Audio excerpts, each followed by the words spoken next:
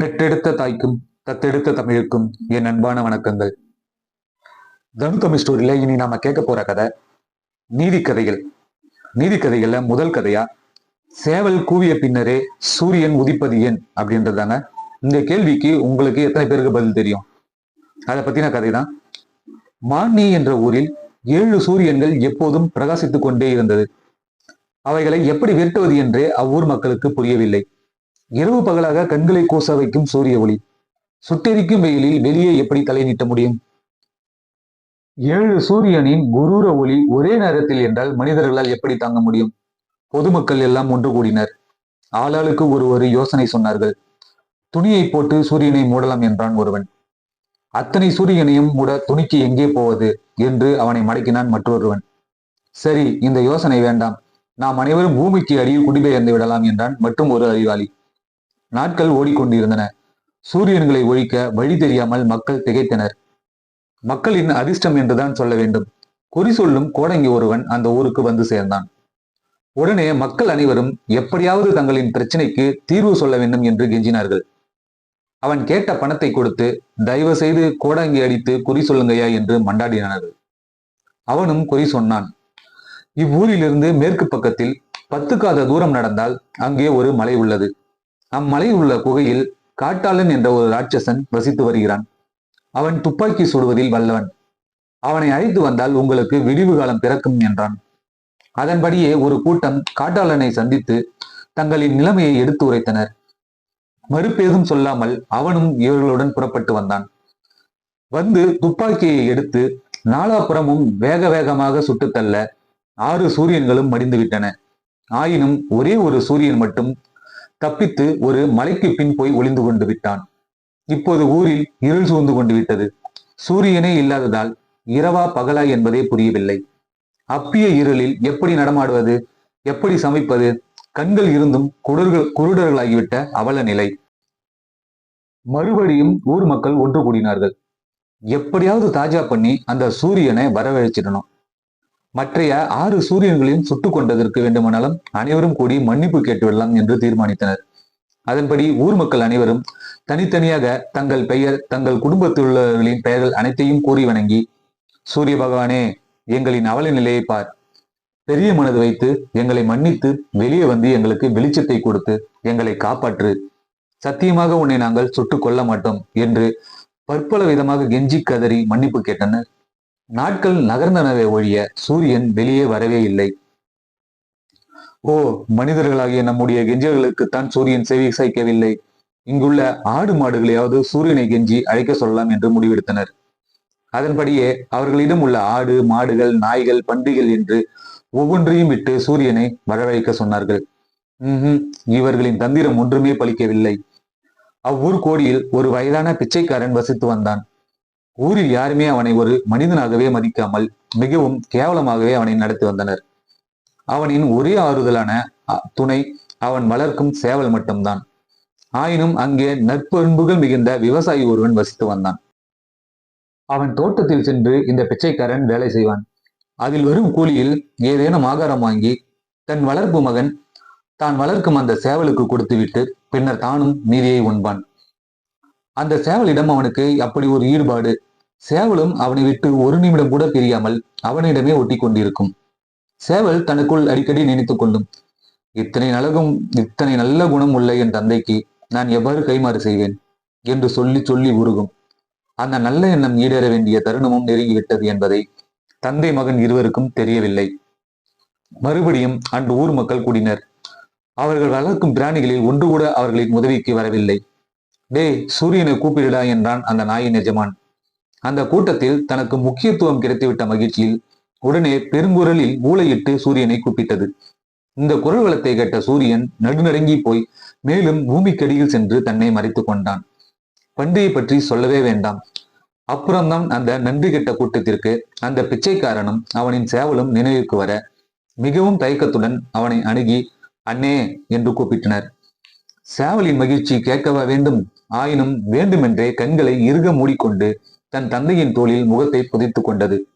கூட்டம் பிச்சைக்காரனைக்கு கூப்பி வணங்கி, அண்ணே, தயவு செய்து பெரிய மனது பண்ணுங்க, உன் வளர்ப்பு மகனை விட்டு சூரியனை கூப்பிட சொல்லுங்க. நாங்க வளர்த்து வரும் பிராணிகள் நன்றி கெட்ட ஜென்மங்க, ஒன்றுக்கும் உதவாத அயோக்கிய கூட்டம் என்று அழாத குறையாக முறையிட்டனர். சரி, என் மகனை விட்டு கூப்பிட சொல்றேன், அதற்கு ஈடா நீங்க என்ன பண்ணுவீங்க அப்படின்னு கேட்கறான் பிச்சைக்காரன். அண்ணாச்சி, நீங்க எதை சொன்னாலும் செய்யறோம். இந்த நிமிடத்துல இருந்து இக்கிராம மக்கள் அனைவருமே உங்களுக்கு அடிமை. நீங்கள் தான் இந்த ஊரோட தலைவர். உங்கள் 2 பேருக்குமே தங்க மிக வசதியான வீடும், வேலை தவறாமல் உண்பதற்கு மிக நல்ல உணவும் கூடையும் தரோம். இத்தனை வருஷங்களா நாங்க உங்களை கவனிக்காம அலட்சியப்படுத்துறது நினைச்சு வெட்கப்படுறோம். எங்களை மனதார மன்னிச்சு உங்களை அடிமைகளாக்கி எங்களின் விருப்பத்தை நிறைவேற்றி வைக்க வேண்டும் என்று சொல்லி அவன் காலில் விழுந்து வணங்கினார்கள். உடனே அந்த பிச்சைக்காரன் தன் தோளில் படுத்துக் கொண்டிருந்த தன் மகனை எழுப்பி, மகனே, நீ ஒரு முறை கூவி சூரியனை கூப்பிடுடா என்றான் அன்பொழுக. மகன் மசியவில்லை. உடனே சரி என்று சொல்லிவிட்டால் தன் கௌரவம் என்னாவது? அதனால் வேண்டுமென்றே கண்களை இறுக மூடிக்கொண்டு அசையாமல் இருந்தான். ஏன்னே தெரியல, என் மகன் நான் சொல்றதை கேட்க மாட்டேன்னுங்கிறான். நீங்க எல்லாரும் சேர்ந்து இவனிடம் மன்னிப்பு கேட்டு கையெடுத்து கும்பிட்டு கெஞ்சி கேட்டாதான் கேட்பான் என்று ஒரே போடாக போட்டான். உடனே அவர்களும் அப்படியே செய்தார்கள். கிழக்கு முகமாக திரும்பி ஆகாயத்தை அண்ணாந்து பார்த்து, சூரிய அண்ணா, இந்த அயோக்கிய கும்பல் என் அப்பாவிற்கு எடுத்த கொடுமைகளை மறந்து மன்னித்து விட்டு உன்னை வேண்டுகிறேன். உன் குடும்பத்தை ஈவு இருக்குமென்று சொட்டு தள்ளிய இந்த பாவிகளை எனக்காக மன்னிச்சிரு. என் அருமை தம்பிக்காக கொக்கரக்கோ, உன் அருமை தம்பியாக எனக்காக கொக்கரக்கோ நீ பரவசமாக உதிக்க ஆரம்பித்ததும் இக்கூட்டம் உன்னை விழுந்து வணங்கும். வருஷத்துல ஒரு நாள் உனக்கு பொங்கலிட்டு உன்னை சிறப்பிக்கும் கொக்கரக்கோ என்று 3 முறை சொல்லி மென்மையாக கூப்பிட்டதும் தன் அருமை தம்பியின் அழைப்பை ஏற்று ஒயிலாக வெளியே தலையை நீட்டினான் அண்ணன் சூரியன். உடனே மிக மகிழ்ச்சியோடு கூட்டம் கீழே விழுந்து வணங்கியதும், உங்களுக்காக நான் வெளியே வரவில்லை, என் அருமை தம்பியின் அழைப்பை ஏற்றுத்தான் வந்தேன். இனி அதிகாலையில் என் தம்பி 3 முறை கொக்கரக்கோ என்று என்னை அன்போடு அழைத்தால்தான் வெளியே வருவேன் என்று கூறினான். அன்றிலிருந்துதான் சேவல் தன்னை கூவி அழைத்த பின்னரே சூரியன் வெளியே வர தொடங்கினான். நீதி கதைகள்ல 2வதா கேட்க போற கதை பேராசை பெருநஷ்டம். பிராங்க்லின் ஒரு மரம் வெட்டும் தொழிலாளி. ஒரு நாள் அவன் காட்டிற்குள் சென்ற போது ஒரு பெரிய மாமரத்தை கண்டான். மஞ்சளும் தங்க நிறமும் கொண்ட ஏராளமான மாம்பழங்கள் அதில் பழுத்து தொங்கிக் கொண்டிருந்தன. பிராங்க்லினுக்கு மகிழ்ச்சி தாழவில்லை. ஓ, இத்தனை பழங்களையும் விற்றால் எவ்வளவு பணம் கிடைக்கும் என்று எண்ணியவனின் மனதில் மேலும் ஒரு பேராசை. எத்தனை பெரிய மரம், இதனையும் வெட்டினால் ஏராளமாக பணம் குவிந்துவிடும் என்று பேராசை ஆட்கொள்ள மரத்தை வெட்ட ஆயத்தமானான்.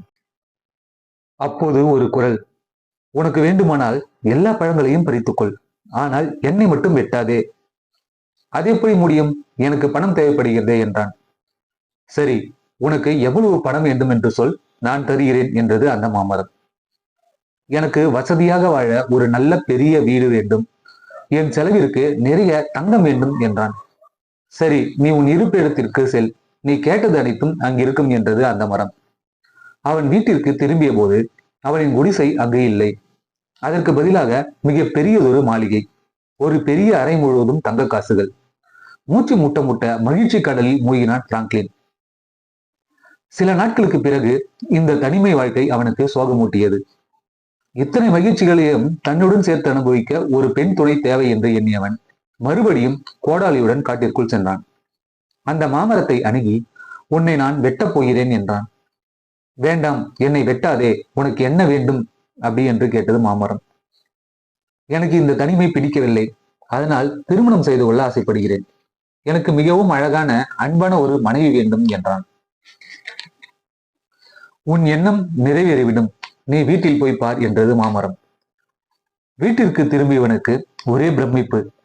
மிக மிக அழகான அன்பும் பாசமும் மிகுந்த பெண் ஒருத்தி அவனை வணங்கி, என்னை மனைவியாக ஏற்றுக்கொள்ளுங்கள் என்றாள். எவ்வித கவலையுமின்றி மனநிறைவோடு சில காலம் வாழ்ந்து வந்தான்.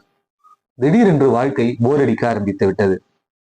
மிக அன்பான அழகான மனைவி, மிக வசதியான வீடு, செலவிற்கு ஏகமாக பணம் இருந்தும் அவனுக்கு திருப்தி இல்லை. அவனுக்கு தெரிந்த ஒரே வழி கோடாலியும் கையுமாக அந்த மாமரத்தின் முன்பு நின்று, நான் உன்னை வெட்டப் போகிறேன் என்றான். வேண்டாம், நீ என்னை வெட்டாதே, நீ நினைத்து பார்க்காத அளவு உனக்கு ஒரு நல்ல பதவியை தருகிறேன் என்றது அந்த மரம். ஓ, அது என்ன பதவி என்றான். இப்போது நான் சொல்ல மாட்டேன், நீ வீட்டிற்கு போய் பார் என்றது. வீட்டிற்குள் நுழைந்தவனுக்கு ஒரே அதிர்ச்சி. அந்நாட்டு அரசரிடமிருந்து ஒரு செய்தி காத்திருந்தது. இந்நாட்டு பிரதம மந்திரியாக உன்னை நியமித்து இருக்கிறேன், உடனே வரவும் என்று எழுதப்பட்ட ஓலை அது. தலைகால் புரியவில்லை அவனுக்கு. உடனே மனைவியுடன் புறப்பட்டு தலைநகருக்கு போய் வேலையை ஒப்புக்கொண்டான். சில காலத்திற்கு பிறகு, இந்த அரசனிடம் நாம் ஏன் வேலை செய்ய வேண்டும்? இவன் சொல்லும் உத்தரவுகளுக்கு நாம் ஏன் கட்டுப்பட வேண்டும்? ஏன் நான் அரசனாக கூடாதா? மற்றொருவனுக்கு கீழ் கை கட்டி வேலை செய்வது எனக்கு சுத்தமாக பிடிக்கவில்லை.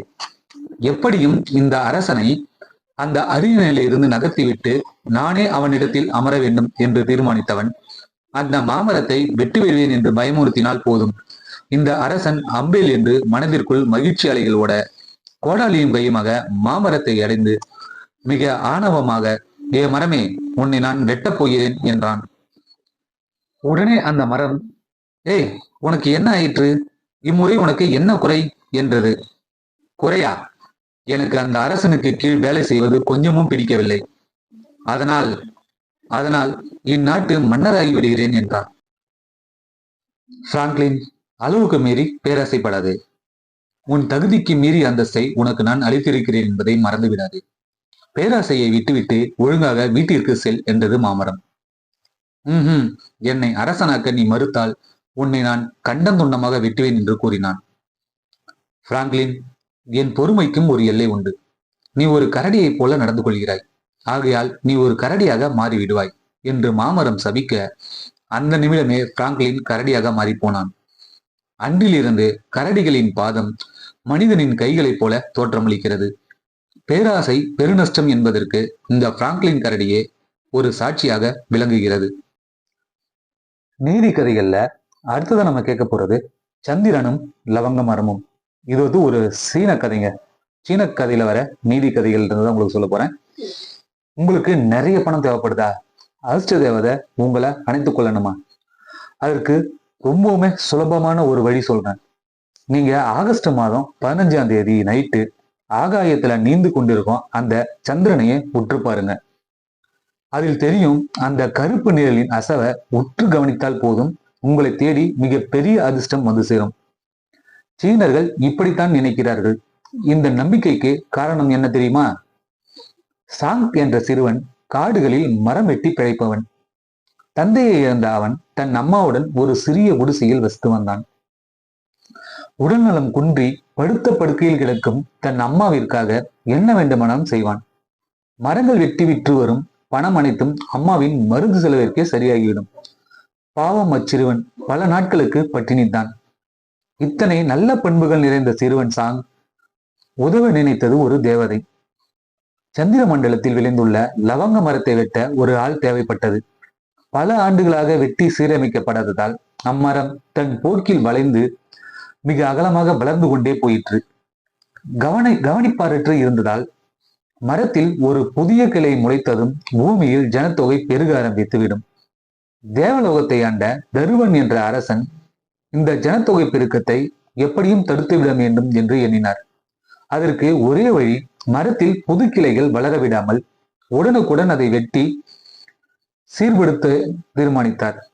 இதனை அறிந்த நல்ல உள்ளம் படைத்த தேவதை துருவனை அணுகி, நீங்கள் தயவு செய்து நல்ல உள்ளம் படைத்த அந்த சிறுவனிடம் இந்த வேலையை ஒப்படைக்க வேண்டும் என்று கூற அவரும் சம்மதித்தார். உடனே சிறுவன் சாங் வரவழைக்கப்பட்டான். சந்திர மண்டலத்தையே மூடி மறைக்கும் அளவிற்கு படர்ந்து விரிந்து நிற்கும் அந்த மரத்தை வெட்ட உத்தரவிட்டார். சிறுவன் மிக மகிழ்வோடு அதற்கு ஒப்புக்கொண்டான். அந்த மரம் பல வருடங்களாக வளர்ந்திருந்ததால் மிகவும் வைரம் பாய்ந்து வெட்டுவது மிகவும் கடினமாக இருந்தது. ஆனாலும் சிறுவன் மனம் தளரவில்லை. ஒரு சிறு கிளையை வெட்ட 1 வருடமாகிவிட்டது. அன்று ஆகஸ்ட் மாதம் 15ஆம் தேதி இரவு அந்த கிராமத்து சீனர்கள் அனைவரும் முழுவட்டமாக வானத்தில் உலாவிக் கொண்டிருந்த அந்த பௌர்ணமி சந்திரனின் அழகில் மயங்கி போய் அதையே பார்த்து மகிழ்ந்து கொண்டிருந்த போது திடீரென்று காற்று மண்டலத்தை துளைத்து கொண்டு ஆகாயத்திலிருந்து மிக பெரிய சத்தத்துடன் ஏதோ ஒன்று பூமியில் விழுந்தது. இந்த சத்தத்தை பெரியவர்கள் ஒன்றும் லட்சியம் செய்யவில்லை என்றாலும் சிறுவர் பட்டாளம் சப்தம் வந்த திசையை நோக்கி ஓடினார்கள். அங்கே கீழே விழுந்திருந்த ஒரு பெரிய மரக்கிளையை இழுத்து கொண்டு ஓடி வந்தனர். சிறுவர்களால் சும்மா இருக்க முடியுமா என்ன? குட்டி பட்டாளம் ஒன்று சேர்ந்து மிக பெரிய பிரயாசையுடன் அந்த கிளையை இஷ்டப்படி கண்டம் துண்டமாக வெட்டி எரிக்க ஆரம்பித்தனர். அந்த மரத்துண்டுகள் எரிந்து கொண்டே இருந்தன. கோடை காலம், மழைக்காலம், வேநீர் காலம், இளவேநீர் காலம் என்று இடைவிடாமல் எரிந்து கொண்டே இருந்தது. அப்போது அங்கே வந்த துறவி ஒருவர், ஐயோ குழந்தைகளா, என்ன காரியம் செய்து விட்டீர்கள்? இது சாதாரண மரம் அல்ல, சந்திரனில் வளர்ந்து இருக்கும் இலவங்க மரத்தின் கிளை இது. இந்த மரத்தினால் சிறு சிறு கிண்ணங்கள் செய்து அதில் சில அரிசி மணிகளை போட்டு வைத்தால் உங்களின் 7 தலைமுறைகளுக்கும் மேல் போதும் போதும் என்ற அளவு அரிசி நிரம்பிக் கொண்டே இருக்கும். இதில் பணப்பெட்டி செய்து அதில் கொஞ்சம் சில்லறையை போட்டு வைத்தால் பணப்பெட்டி நிரம்பி வழிந்து கொண்டே இருக்கும். எடுக்க எடுக்க குறையவே குறையாது. பணப்பிரச்சனை என்றால் என்னவென்றே தெரியாமல் உங்கள் தலைமுறைகளை திகைக்க வைக்கும். ஒரு சிறு பெட்டி செய்து அதில் ஒரு துணியை போட்டு வைத்தால் போதும், 7 தலைமுறைகளும் துணிமணிகள் நிரம்பிக் கொண்டே இருக்கும் என்று சொல்ல, அனைவரும் ஓடிப்போய் அந்த மரம் எரிந்து கொண்டிருந்த இடத்தை அடைந்தனர்.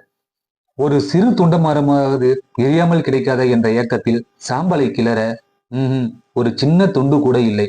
மரம் முற்றிலும் எரிந்து சாம்பலாகிவிட்டது. இந்த விவரம் சீனா முழுவதும் பரவிவிட, அன்றில் இருந்துதான் சீனர்கள் அனைவரும் ஆகஸ்ட் 15ஆம் தேதி இரவில் ஒரு சிறிய கிளையாவது ஆகாயத்திலிருந்து விழாதா என்ற ஏக்கத்துடன் சந்திர மண்டலத்தை உற்று நோக்கி கொண்டிருக்கிறார்கள்.